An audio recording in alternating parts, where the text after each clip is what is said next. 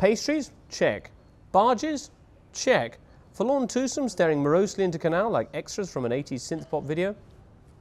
Checkaroo. Let's get going then with another European paper roundup, and we'll start off today with the big story right across the continent this week, Chelsea's 0-0 draw at Barcelona. For those who missed it, the mighty Barca held goalless at home for the first time this season by a Blues team that played 9 men behind the ball and left Didier Drogba up front, more isolated than a man who's just flown in on Air Mexico. True, as a performance it was more disciplined than a weekend with Max Mosley, but is it football? Well, that all depends, apparently, on where your readers live. The French, for example, weren't particularly bothered. They said courageous Chelsea made Barcelona look human. C'est montrant 3 fois dangereux avec très peu de munitions. How very true. The Italians, though, were rather less impressed. Here's the Gazzetta. Thank you, Hiddink, they say, for a lesson of catenaccio. The Gazzetta spitting back there, a word that the English love to use about the Italian game. It's a fundamentally unjust result, says the Gazzetta, but in London the Catalans will have much more room. In Portugal, meanwhile, the Bola confines itself to saluting their hero of the game, who, curiously enough, is the Portuguese international, Bosingwa, who they say annulled Messi. In Spain, though, as you might expect, there were strong views on both sides. The Catalan press were outraged. Chelsea were miserable, says El Mundo Deportivo, with a nice big picture there of the penalty that the referee failed to give Thierry Henry. It's 50-50, they say, inside the editorial calls this tie a conceptual duel. If Barca go through, they say, the final will be graced with the finest football team in Europe. If not, it'll be a victory for anti-football. And they don't mean the kind you play with your mother's sister. Well, they call 0-0 not a bad result, but just to be on the safe side, they have set up a Facebook page called Creemos, We Believe.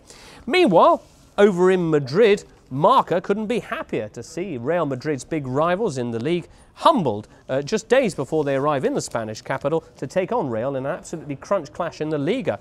Barcelona come to the Bernabeu all played out, it says on the front page, above a rather curious quote here from Fabio Capello, who says, to stop Messi, you need a shotgun. Well, no, a right-back playing out of position will do the trick, apparently. Anyway, in a classic snub to their Catalan rivals, Marca bury their actual match coverage all the way back on page 16, and this is in a football newspaper, remember. If you get that far, you'll read that, according to them, Leo Messi failed to come out of the locker room for the Chelsea clash, and they have a quote here from Gus Hiddink saying, this is the blueprint for all Barca's other rivals. Well, with Real Madrid's clash with Barcelona, who are only 4 points ahead of them in the league, coming up this weekend, and then the crucial second leg at Stamford Bridge, Spanish press are pointing out that for all the praise that's been heaped on Barca already this season, they now risk seeing their objectives going up in smoke in the space of just a few games, which is quite a thought. Well, what else has been in the European sporting press this week? Well, one of the big stories came from Germany, where, of course, it's all gone tits up for Jurgen Klinsmann, and for her, apparently. Klinsy, anyway, fired on Monday after Bayern Munich's 1-0 home defeat by Schalke at the weekend. In France, meanwhile, they've been raving about an incredible Wednesday night game in Ligue 1. Incroyable Bordelais, says L'Equipe here, after Bordeaux went 1-0 down inside the first 18 seconds at Stade Rennais, came back, equalised, took the lead, allowed Rennes to equalise inside injury time, and then scored an injury time winner themselves to take the 3 points and stay right behind Marseille in the French title race. L'Equipe, though, did also find time to comment on the other Wednesday night game at Old Trafford. Manchester United 1, Arsenal 0. Manchester United were the ultra dominatrices, says L'Equipe, but will they regret this 1-0 scoreline?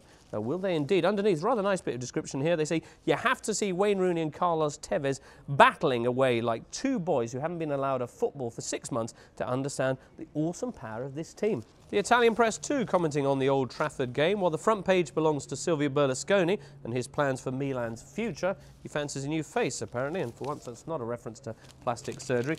Inside, on page 2, big headline, English diet, the 1-0 for Manchester United. There were 3 clear goals of difference between United and Arsenal, even if Almunia kept the scoreline down to 1-0. Well then, everything delicately poised ahead of the second legs next week. Can the Gunners bounce back? Will Chelsea once again have Europe's football purists holding their noses like people on Mexican public transport? Make sure you join us in 7 days to find out.